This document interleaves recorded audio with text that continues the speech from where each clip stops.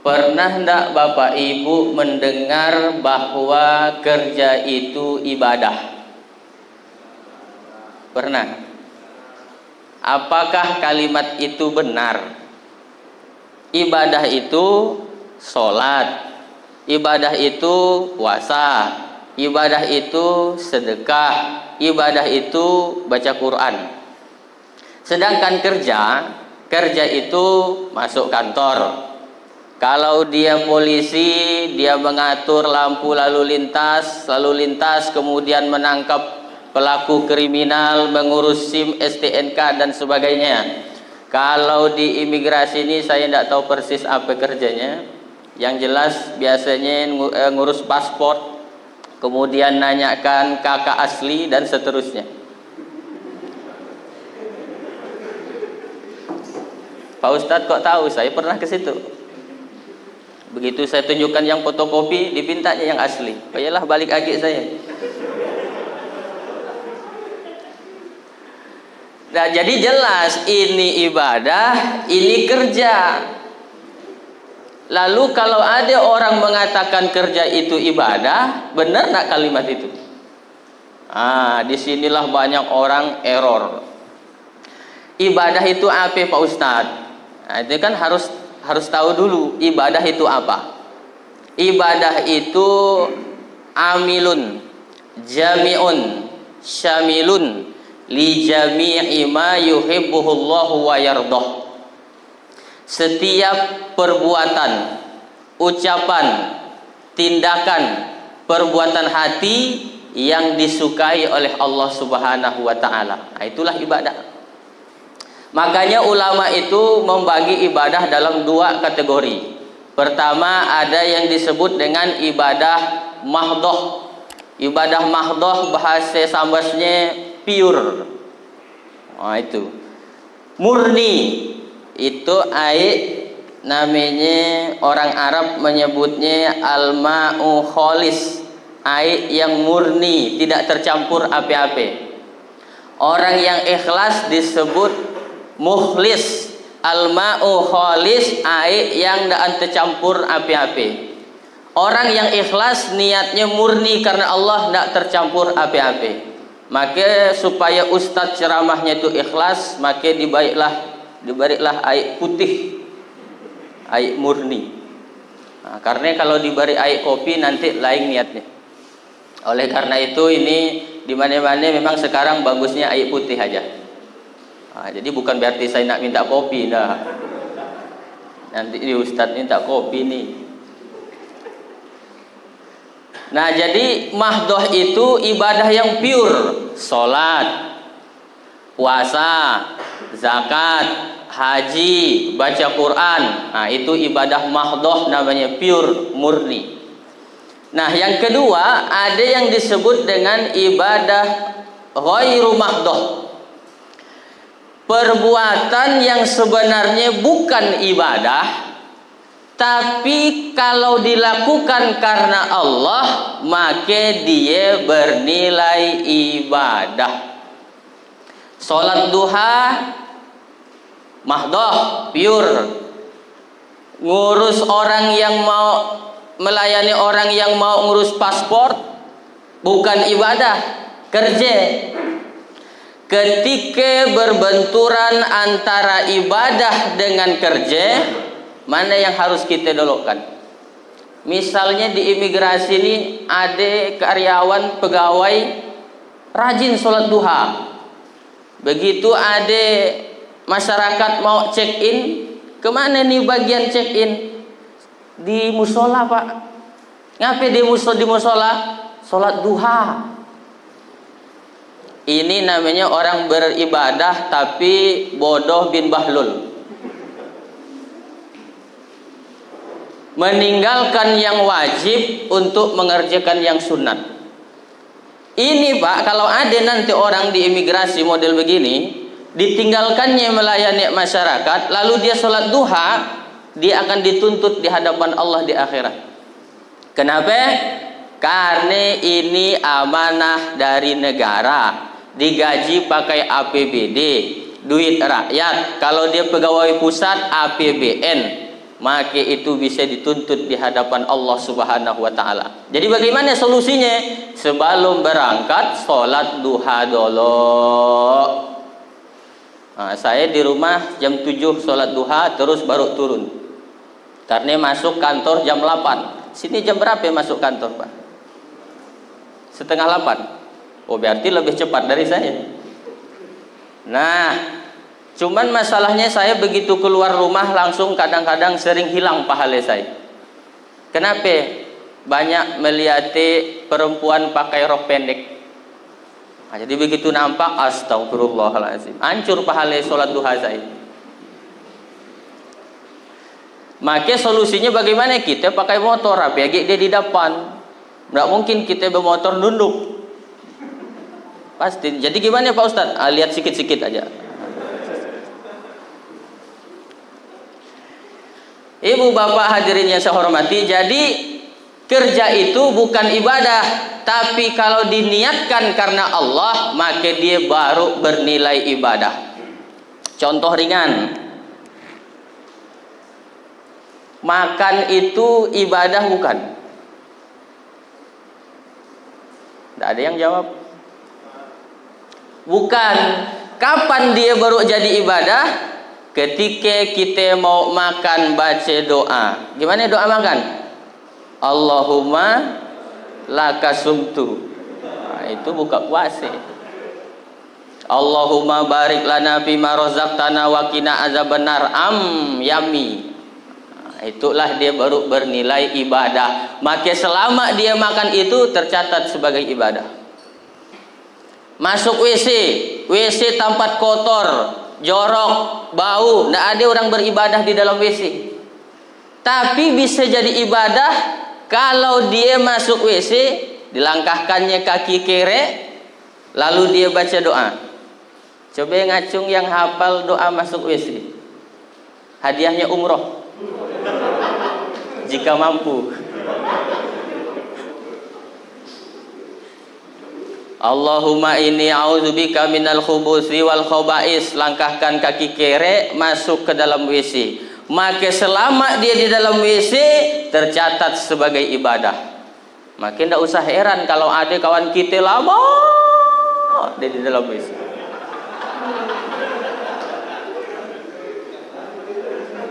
Begitu dia keluar kita tanya, lama ini engkau di dalam WC? Ibadah kepada Allah Subhanahu wa taala. Ibadah. Nah, apa lagi? Tidur itu bukan ibadah kan? Tapi bisa jadi ibadah ketika disebutnya nama Allah. Bismika Allahumma ahya wa amut. Tidur dia, maka selama tidurnya itu tercatat sebagai ibadah. Maka jangan heran kalau ada kawan kita ketika sedang rapat dengarkan ceramah tidur dia.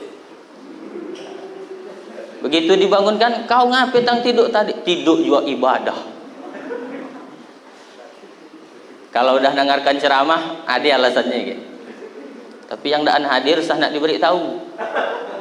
Apalagi diberitai usah. Jadi ibadah. Contoh lagi, maaf, ini agak sensitif sedikit. Tapi udah dewasa semuanya di situ kan? Oke. Hah? Yang belum nikah, cung. Berhubungan kelamin itu bukan ibadah. Nikah itu bukan ibadah, karena orang yang tidak percaya Tuhan pun ibadah, menikah juga. Ateis, tidak percaya Tuhan, tapi dia nikah. Kambing ayam berhubungan kelamin. Ketika Nabi menyampaikan seseorang yang berhubungan badan itu berpahala, kata Nabi, sahabat protes. Masa ya Rasulullah orang menyalurkan nafsu syahwatnya beribadah? Kata Nabi, kalau bande itu diletakkannya yang bukan istri sahnya, berdosa atau enggak? Berdosa ya Rasul. Jadi kalau diletakkannya di tempat yang halal, berpahala atau enggak? Ya berpahala ya Rasul. Ah, itu jawabannya kata Nabi. Jadi berhubungan suami istri itu ibadah. Tapi kalau dia baca doa. Masih ingat doa berhubungan suami istri? Bang Aris mana nih? Nah, ini pengantin baru tuh. Saya dapat undangan dari beliau waktu itu untuk ngisi tausiah, cuman saya tidak sempat karena ngisi ceramah BKMT sekabupaten di Salatiga. Nah, jadi saya gantikan ke kawan saya. Nah, jadi itu berdoa. Nah, kalau ada yang lupa saya ingatkan lagi, ini doa berhubungan suami istri supaya selama berhubungan itu bernilai ibadah. Allahumma jannibna syaitan wa jannibis syaitan ma razaqtana. Pak Ustadz, nanti kalau gitu saya print out aja lah, tempel di dinding kamar. Karena dah lupa, tempel aja di dinding kamar. Jangan, nanti dia apalah anak. Begitu nanti dia masuk sekolah disuruh gurunya, anak-anak coba gimana doa tidur. Oh, dibacanya doa ya. Dari mana nih kata dia? Ayah nempel di dinding. Nah, ini baru seputar tentang kehidupan kita. Karena tujuan hidup kita ini cuma satu. Wa ma khalaqtul jinna wal insa illa liya'budun. Tidaklah aku ciptakan jin dan manusia, kata Allah, kecuali untuk beribadah kepadaku. Jadi Allah ciptakan jin, manusia. Jin dulu Allah ciptakan, baru manusia. Tujuannya untuk beribadah kepadaku, kata Allah. Jin itu apa Pak Ustadz? Mungkin banyak yang nganggap jin itu hantu. Jin itu komunitasnya. Jin itu komunitasnya. Jin itu terbagi dua. Ada jin Islam yang baik, ada jin kafir. Nah, jin kafir ini induk dari segala jin itu adalah iblis. Ini panglimanya nih iblis. Di bawahnya lagi ada namanya anak buahnya iblis. Itulah yang disebut setan. Setan itu pun terbagi dua. Ada yang kerjanya jelas, ada yang kerjanya tidak jelas.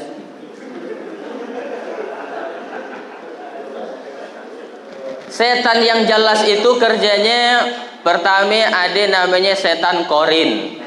Setan korin itu dia ada yang namanya korin kan?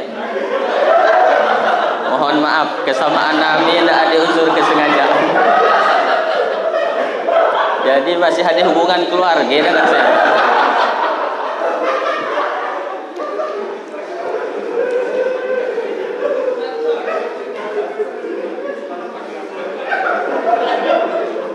Gimana itu kita lanjutkan kisah cerita itu? Ternyata ada makhluknya di situ.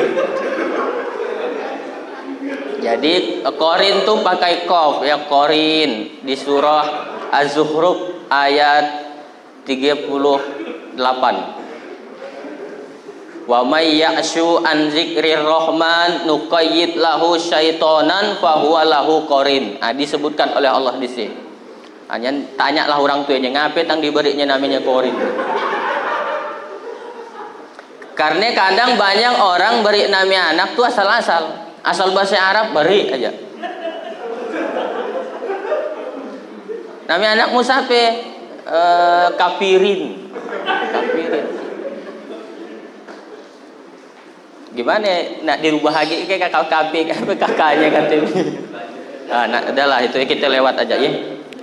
Setan korin itu ngikut aja kemana kita pergi tuh dia ikut. Kita makan dia ikut, kita tidur dia ikut, tapi dia tidak bisa ikut kalau kita baca doa. Makanya tadi kalau berhubungan suami istri tidak baca doa, maka setan korinnya ikut. Maka tidak usah heran kenapa anak saya ini kelakuannya macam nak setan Pak Ustaz. Kata setan aku nyumbang 5%. Nah, ini jelas kerjanya ngikut aja kemana. Termasuk saya ada setan korinnya. Maka kalau nanti saya mati, setan korin tuh dia tidak mati Pak. Dia akan tetap hidup sampai hari kiamat. Saya mati, dia tidak mati. Maka kalau nanti ada yang diimigrasi kesurupan misalkan, kemasukan setan Ustadz Hatoli. Lalu kata dia, "Oi, aku Ustadz Hatoli." Betul Kak Ustadz Hatoli? Ya, coba ceramah. Assalam. Betul, bisa diceramah. Sesungguhnya itu bukan saya, tapi setan korin saya.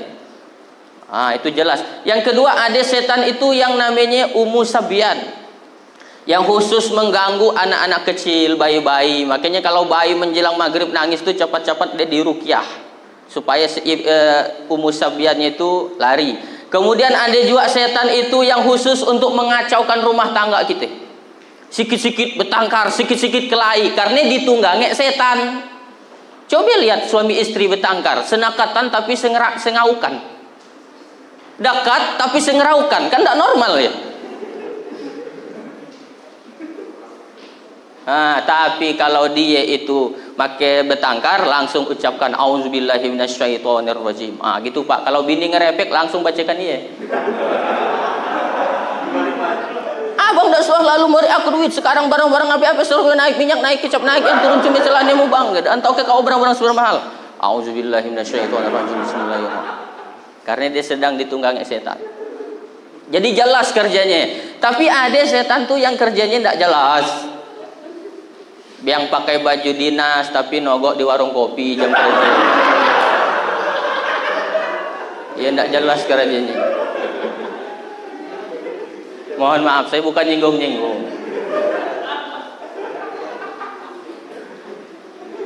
Itu setan. Mudah-mudahan situ kita sean yang model G. Masih ada hubungan keluarga dengan setan. Jadi Allah ciptakan jin itu pun juga untuk beribadah. Nah, kita manusia itu juga tujuannya satu. Bagaimana seluruh aktivitas kita ini bernilai ibadah kepada Allah Subhanahu wa ta'ala. Kalaulah tadi masuk WC ibadah, makan ibadah, menikah itu ibadah, apakah agi ketika kita keluar rumah mencari nafkah untuk anak dan istri kita, pergi pagi pulang sore, panas kepanasan, hujan kehujanan, tunggang langgang lintang punggang? Alangkah ruginya kalau aktivitas kita selama itu tidak tercatat sebagai ibadah di sisi Allah Subhanahu wa ta'ala. Inilah sebenarnya motivasi kerja kita yang paling unggul, yang paling top, yaitu aku kerja ini ibadah dengan syarat niat lillahi ta'ala. Turun dari rumah, langkahkan kaki, bismillahi tawakkaltu 'alallah, la haula wala quwata illa billahil aliyyil azim. Maka selama dia turun rumah sampai balik lagi ke rumah, dia dapat pahala di sisi Allah Subhanahu wa ta'ala. Sekarang kita berhadapan dengan orang yang sekuler, membagi-bagi ibadah secara sekuler. Kalau di masjid ibadah, kalau di kantor naan ibadah. Makin tidak usah heran kalau ada orang di masjid khusyuk, tapi di kantor busuk, menjegal kawan seiring, menggunting dalam lipatan, bermain minyak di atas air, kawan jadi lawan, lawan jadi kawan. Dianggap di kantor itu bukan ibadah. Ada perempuan masuk kantor pakai rok pendek, tidak nutup aurat. Begitu dia ke masjid, dia sholat, dia pakai mukena, dia pakai rok panjang, lalu dia sholat. Selesai sholat, dibukanya agi mukenanya, dibukanya agi roknya, digulungnya, dimasukkannya dalam tas, masuk agi dia kantor. Orang yang seperti itu, dia seakan-akan sudah mengkerangkeng Tuhan dalam satu tempat, yang dijenguknya sehari 5 kali. Sholat dia, hai Tuhan sehat, masuk agi dia ke kantor. Ini sekuler. Kita dimanapun ini, di masjid, di luar masjid, di rumah, di pasar, sebenarnya kita tetap dalam pengawasan Allah Subhanahu wa ta'ala. Wa huwa ma'akum aynama kuntum. Kita ini kan kadang baru disiplin kalau ada atasan, baru disiplin kalau ada yang ngawasi BPK, Irjen, baru kita disiplin. Persis macam orang naik motor, lampu merah, wong, tabrak terus. Begitu dia lewat, prit, kata polisi, minggir. Siap Pak? SIM ada Pak. STNK punya Pak. Tahu kau lampu merah? Tahu Pak. Kenapa kau lewat? Saya tidak tahu, ada Bapak. ini orang cuma takut atasan, tapi dia tidak takut dengan Tuhan. Kalaulah dia menganggap kerja itu adalah ibadah, maka tidak akan ada orang yang kerjanya itu main-main. Pernah kami ngurus surat akta kelahiran dolok, tapi ini dah lama kejadiannya. Ngurus akta kelahiran anak, ngantrilah lama nih, ngantri lama. Saya masuk ke sie dan pacam pakai baju ustadz gitu, enggak, biasa aja pakai baju kaos berkerah, pakai celana panjang. Nah, orang pun ngira Ustadz Hatoli kini gitu, mirip kata saya. Lama lah ngantri nih, ngapain tang lama inyan ngantri. Begitu dah dekat saya lihat ternyata dia sedang nembak musuh yang tak mati-mati. Main game online. Jam kerja main game online, tapi tidak kedengaran karena dia pakai earphone. Oh, dalam hati saya itu kerja kita kesatnya. Hampir makan haram kita nih. Tapi tidak saya keluarkan, dalam hati aja. Mau saya keluarkan, hei kita pegawai-pegawai yang kerja situ, misalkan, assalamualaikum. Kita makan duit negara, menganiaya orang, masuk neraka jahanam, makan haram kita. Mun gaya saya ceramah adalah saya ditangkap security. Nih Pak, maaf Pak karena Bapak ini kan kerja digaji negara, pakai APBD. Kalau di Pemda, Pemko, Pemprov APBD, kalau di pusat APBN. Kalau gaya kejadiannya misalkan di imigrasi, maka Bapak Ibu harus minta maaf kepada orang satu kabupaten. Kak, berapa banyak orang yang udah terzolimi itu ngantri gara-gara kita menyia-nyiakan pada saat jam kerja. Maka kalau kita menganggap bahwa semua ini adalah ibadah, kerjanya jangan main-main. Betul-betul serius bahwa ini adalah amanah.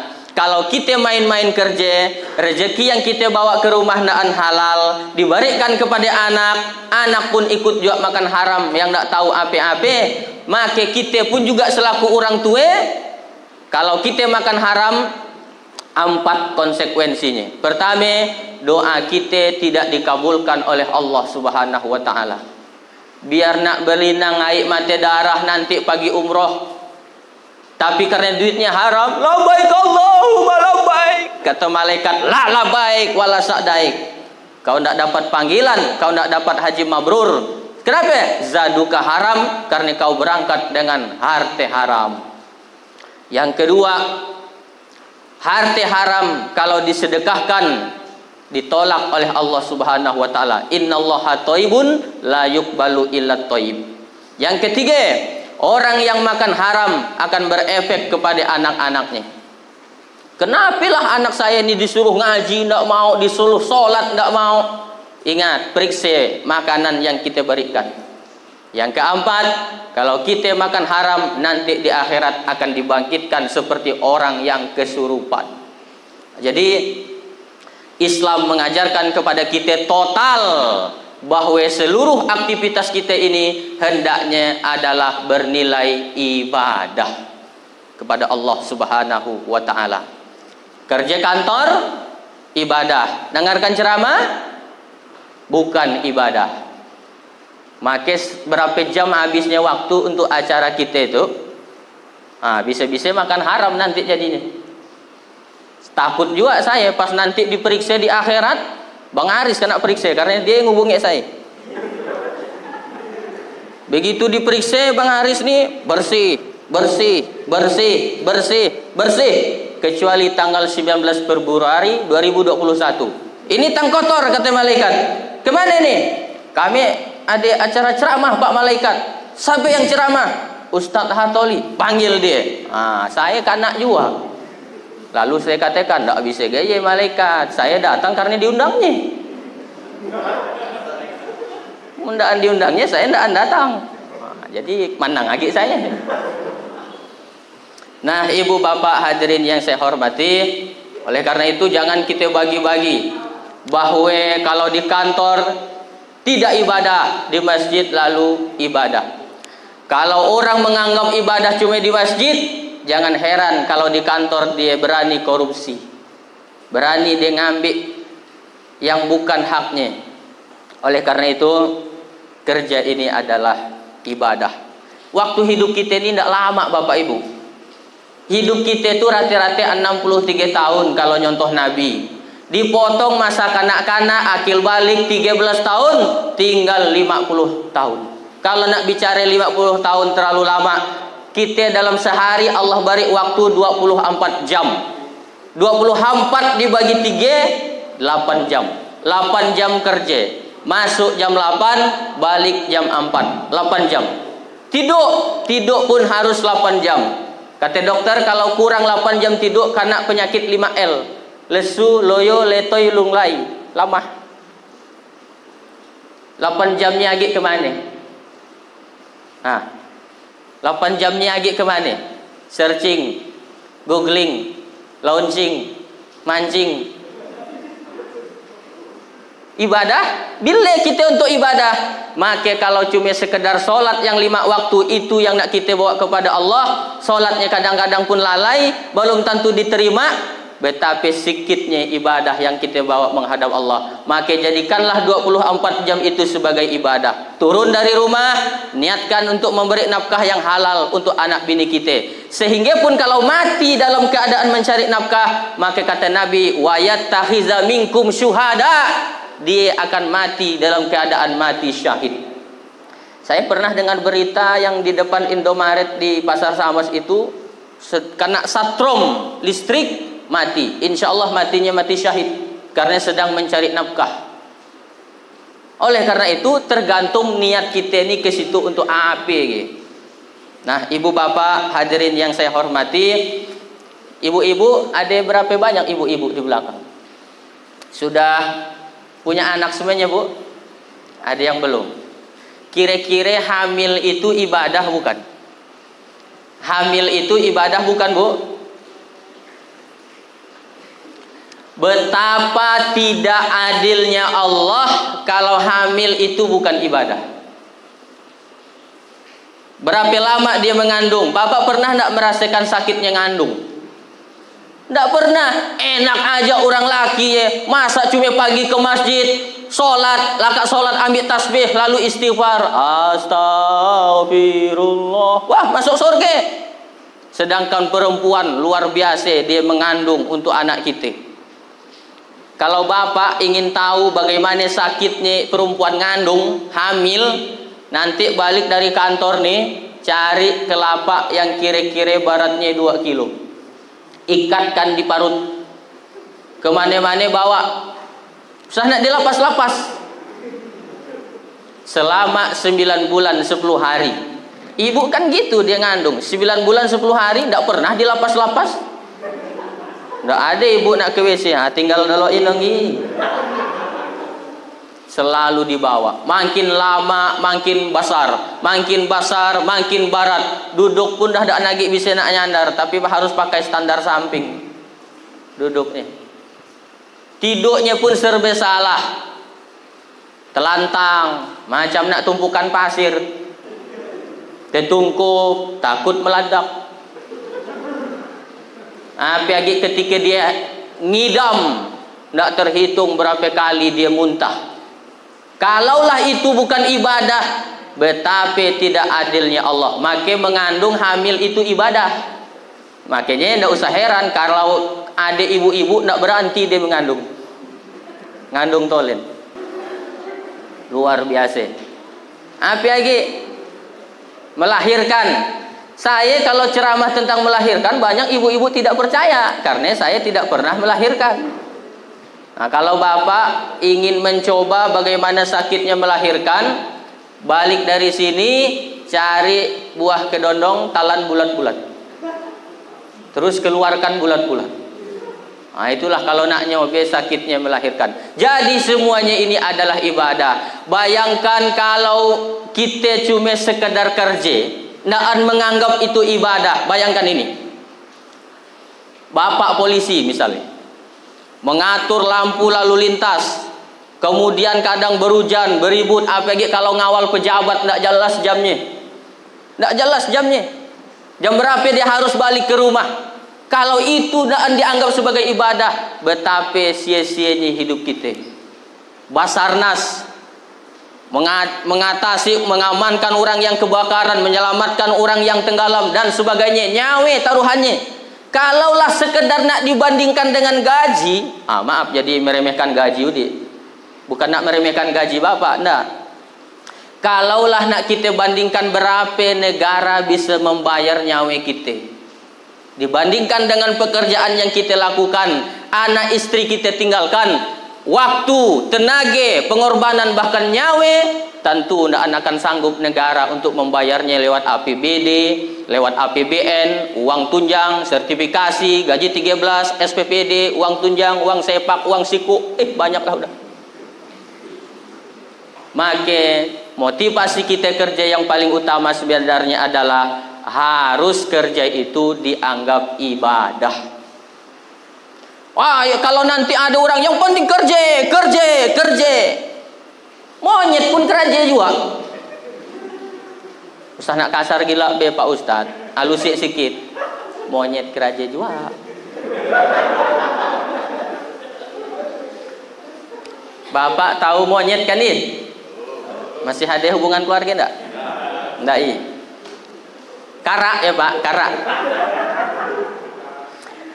Kara itu Pak, kalau dia dilatih suruh dia manjat kelapa, kita suruh dia milih mana yang tua, mana yang muda, bisa. Lebih pintar lagi kara daripada kita. Kita disuruh ngambil kelapa muda, tua. Suruh ngambil kelapa tua, muda, tapi kara bisa. Dia bisa kerja dia. Maka kalau ada kawan kerja, ayo kawanmu nyo. Ada bedanya kita dengan mereka. Maka niatkanlah kerja ini untuk ibadah. Ibu bapak hadirin yang saya hormati, maka mulai dari sekarang hari ini niatkan kerja adalah ibadah. Saya pernah diundang oleh salah satu bupati di Kalbar ini. Saya ini kan ceramah sampai ke Pontianak, ke Tapang, Kayong Utara, kemudian Kuburaya, Mempawah, Sintang, Sambas ini udah luar biasa. Jadi saya pernah diundang oleh salah satu bupati. Dia mengadakan acara siraman rohani Pak seperti ini, itu setiap hari Kamis jam 9 pagi. Untuk memberikan semangat kepada pegawai Pemda, ASN itu. Kata saya, Pak, kenapa tidak ngundang motivator? Kan lebih hebat lagi. Udah Pak Ustadz, dah kami lakukan, kata dia. Kami undang motivator dari Jakarta. Kami sewa gedung hotel convention hall. Pakai suara visual, dimatikan lampu semuanya dimatikan. Semangat, kerja. Keluar dari gedung, leto ya gitu. Nggak bisa.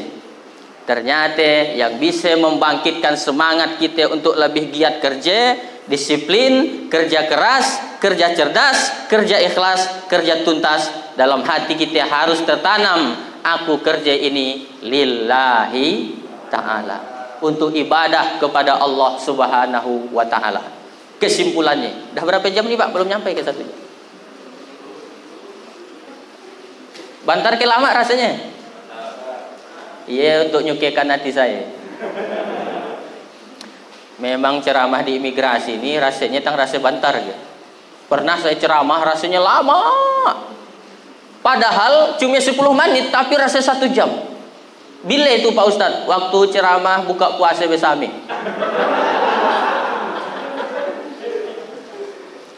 Sebenarnya saya ragu nak ceramah di kantor-kantor gini Pak. Ragu saya. Kenapa ragu Pak Ustadz? Sebagian orang kantor masih menganggap ceramah itu pelengkap penderitaan. Udah di rumah dimarahi bini, di jalan tadi dirazia polisi, lah kayak dimarahi pimpinan. Ustadz agi ceramah neraka jahanam. Dah tergaruk-garuk dan dengarkan ceramah. Jadi lengkaplah penderitaanku tuh katanya. Nah, jadi apakah Bapak Ibu nganggap ceramah saya pelengkap penderitaan? Ya terserah. Yang jelas saya diundang di situ.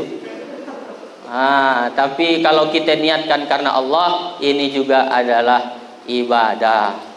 Saya tidak ceramah lama-lama Pak, karena saya bisa membayangkan betapa penderitaan dengarkan ceramahnya luar biasa.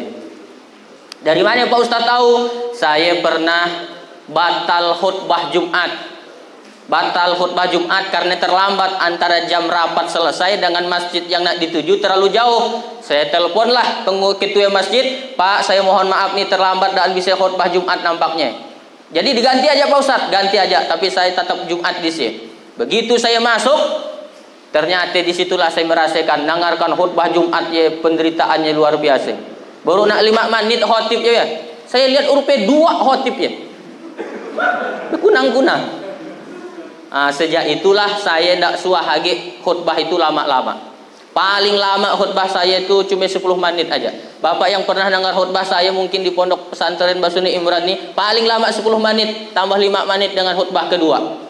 Dan sejak itu pula saya kalau khutbah saya perhatikan orang yang ngantuk-ngantuk ya. Begitu saya dapat dia yang ngantuk, di suara saya nyaring, "Kaum muslimin yang dirahmati Allah," langsung dibangun. Ya metode namanya. Mindset kita itu harus dirubah, bahwa kerja bukan sekedar kerja, tapi kerja itu adalah ibadah. Berislam, kita beragama Islam ini tidak merubah apa-apa. Dulu belum Islam sakit, udah masuk Islam sakit tetap. Cuman begitu masuk Islam mindset kita berubah. Ketika kita belum Islam, kita anggap penyakit itu kutukan, kita anggap penyakit itu jangan-jangan aku nih kena karma. Tapi begitu kita masuk ke dalam Islam, kita hijrah bahwa sakit itu ujian dari Allah Subhanahu wa taala. Ajaban li amrin mukmin, kata Nabi. Luar biasa orang Islam. Kalau dia dapat nikmat, dia bersyukur, tapi kalau dia dapat musibah, dia sabar. Syukur dan sabar dua-duanya baik bagi orang Islam. Jangan mengeluh, jangan update status terlalu banyak, apalagi masalah rumah tangga, semua itu adalah cobaan ujian. Bapak Ibu di situ, saya yakin pasti pernah sakit. Ada enggak yang enggak pernah sakit? Nah, kalau kita udah berislam, kita harus bisa mengambil hikmah-hikmah dari sakit. Pertama, kalau kita sakit, mungkin Allah mau menggugurkan dosa-dosa kita. Yang kedua, kalau kita sakit, Allah ingin ngangkat derajat kita. Sebenarnya di akhirat nanti tempat kita udah tinggi, cuma karena amal kita tidak cukup, Allah beri penyakit sehingga kau sabar, naik derajatmu. Yang ketiga, dengan sakit kita jadi tahu siapa kawan kita yang sebenarnya. Makanya Ali bin Abi Thalib ketika ditanya oleh orang, "Wahai Ali, kami lihat sahabatmu banyak sekali, berapa jumlahnya?" Kata Ali, "Nanti ku hitung kalau aku sakit." Ketika kita sakit, itulah Pak kawan kita yang sebenarnya. Banyak kawan kita kalau kita banyak duit, banyak kawan kita kalau kita sukses. Tapi lihat ketika kita sakit, susah, melarat, miskin, itulah kawan kita yang sebenarnya.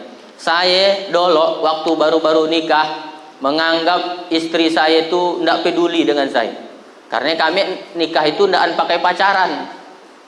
11 hari langsung nikah, 5 hari chattingan lewat WA, hari ke-9 lamaran, hari ke-11 nikah.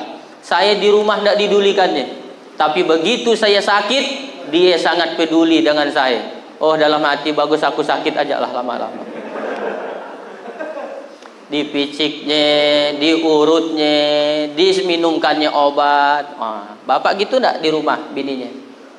Enggak. Nampak muke-muke kana siksa. Sakit. Yang keempat, dengan sakit itu mungkin kita nak jumpa dengan jodoh. Ini jadi harus baik sangka dengan Allah. Pengalaman saya punya kawan, ini kawan saya cerita. Jadi dia itu umurnya 34 tahun tapi belum nikah. Habis sholat asar dia berdoa kepada Allah, "Ya Allah, berilah aku jodoh." Pakai bahasa kita Pak, karena dia tidak tahu bahasa Arab. Jadi berdoa itu jangan kira harus bahasa Arab, enggak. Allah tahu bahasa kita. "Ya Allah, aku nih dah 34 tahun belum nikah, berilah aku jodoh ya Allah." kalau aku udah punya istri, mungkin ada yang ngurus pakaianku, makananku, kabulkan ya Allahi, amin. Gitu jak dia berdoa. Keluar rumah dia, begitu dia keluar rumah langsung dikabulkan oleh Allah doanya. Ada yang ngejar dari belakang, tapi kakinya 4 dan menggonggong. Dikejarlah oleh hasuk nih, digigit kakinya, lalu dia pun masuk rumah sakit spesialis gigitan hasuk. Dia pun makin sedih, ya Allah, aku kan minta jodoh, tapi yang datang hasuk. Dia tetap sabar. 2 hari, 3 hari, 4 hari kemudian barulah ketahuan jodohnya. Ternyata jodohnya perawat. Nah, jadi untuk jumpa dengan perawat ya harus digigit hasuk dulu. SOP-nya harus dipenuhi dulu. Nah, tapi yang belum kawin usah nak balik dari situ lalu nak nyari hasuk. Syukur dia dah nyari jalu lagi. Si spesialisnya ya.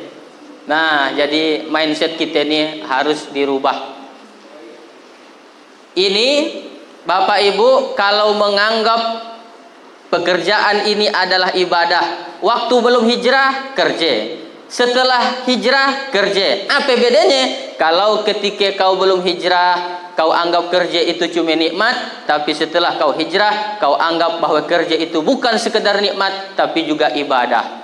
Nanti bapak misalkan naik pangkat, lalu diucapkan selamat Pak I, bapak sudah diangkat jadi pimpinan.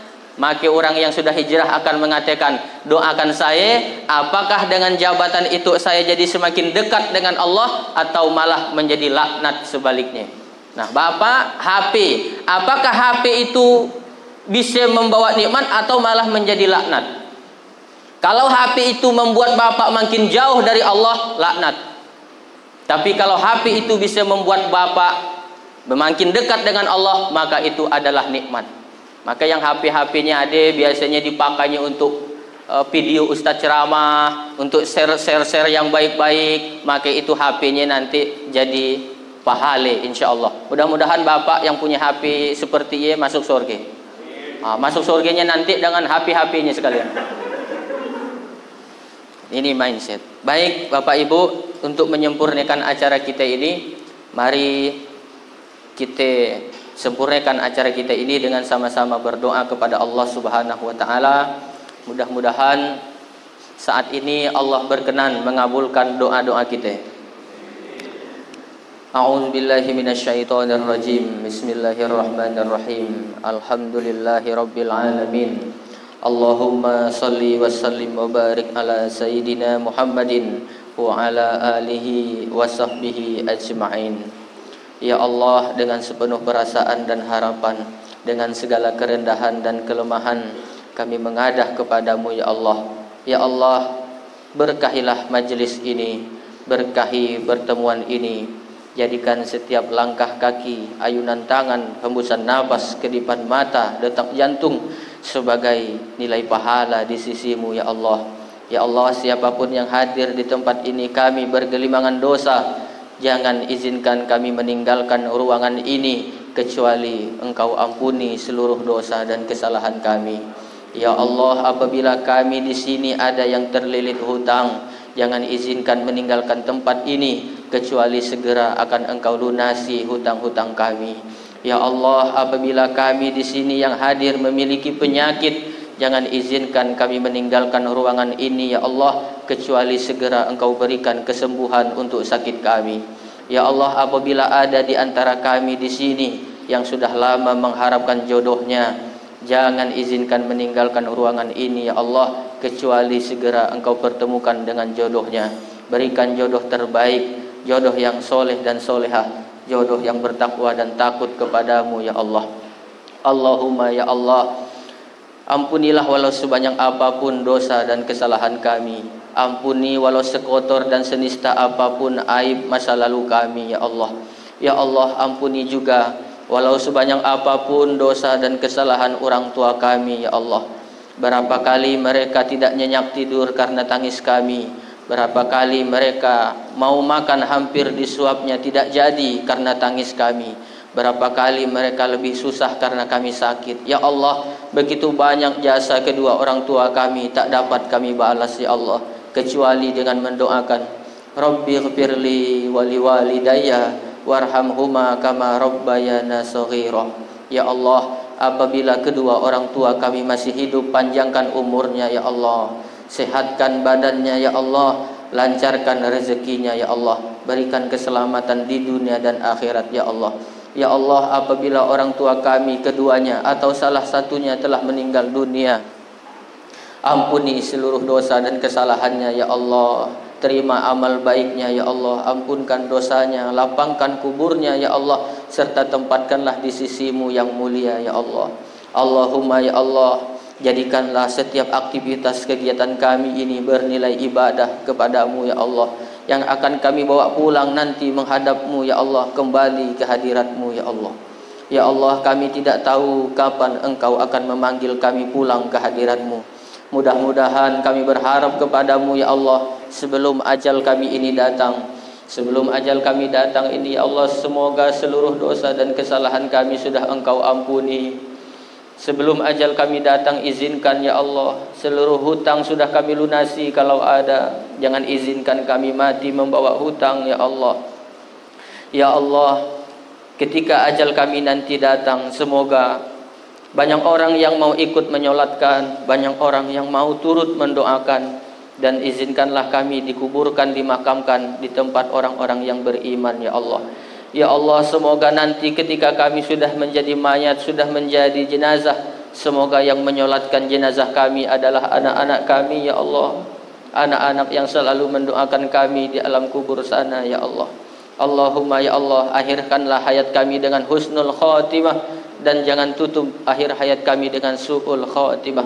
Izinkan nanti akhir hayat kami mengucapkan kalimat la ilaha illallah Muhammadur Rasulullah. Ya Allah, terimalah seluruh amal kebaikan yang pernah kami lakukan, dan jauhkanlah kami ya Allah dari perbuatan-perbuatan dosa yang mengundang murka-Mu ya Allah. Allahumma ya Allah, karuniakanlah kepada kami pemimpin-pemimpin yang takut kepadamu dan sayang kepada kami. Berikan mereka kekuatan lahir dan batin agar bisa membimbing kami melaksanakan tugas dengan sebaik-baiknya ya Allah. Selamatkanlah generasi kami di Kabupaten Sambas ini ya Allah. Selamatkan dari judi, selamatkan dari zina, selamatkan dari narkoba, selamatkan dari minuman keras, serta selamatkanlah kami semuanya ini ya Allah, muslimin muslimat. Muliakan keluarga kami ya Allah. Jadikan rezeki yang kami makan adalah rezeki yang halal di sisi-Mu ya Allah. Jadikan anak cucu keturunan kami anak cucu keturunan yang soleh dan solehah, serta kumpulkanlah nanti kami di akhirat bersama Nabi Muhammad sallallahu alaihi wasallam. Kami rindu kepada beliau ya Allah. Kami memang tidak pernah melihat beliau, tidak pernah mendengar tutur katanya, tidak pernah mendengar suaranya, tapi kami merindukan beliau ya Allah. Allahumma salli ala Sayyidina Muhammad wa ala ali Sayyidina Muhammad. Izinkan nanti kami di akhirat bersama Rasulullah sallallahu alaihi wasallam. Istajib doa-ana ya Allah, kabulkan doa kami. Istajib doa-ana, kabulkan doa kami. Istajib doa-ana, kabulkan doa kami ya Allah. Kabulkan doa kami ya Allah. Rabbana atina fid dunya hasanah, berikanlah kami keselamatan di dunia ini, wa fil akhirati hasanah, dan keselamatan di akhirat, wa qina azabannar, dan selamatkan kami semuanya dari azab api neraka. Wassallallahu ala khairi khalqih Sayyidina Muhammadin nabiyil ummi wa ala alihi wa sahbihi ajma'in. Subhana rabbika rabbil izzati amma yasifun, wassalamun alal mursalin, walhamdulillahi rabbil alamin.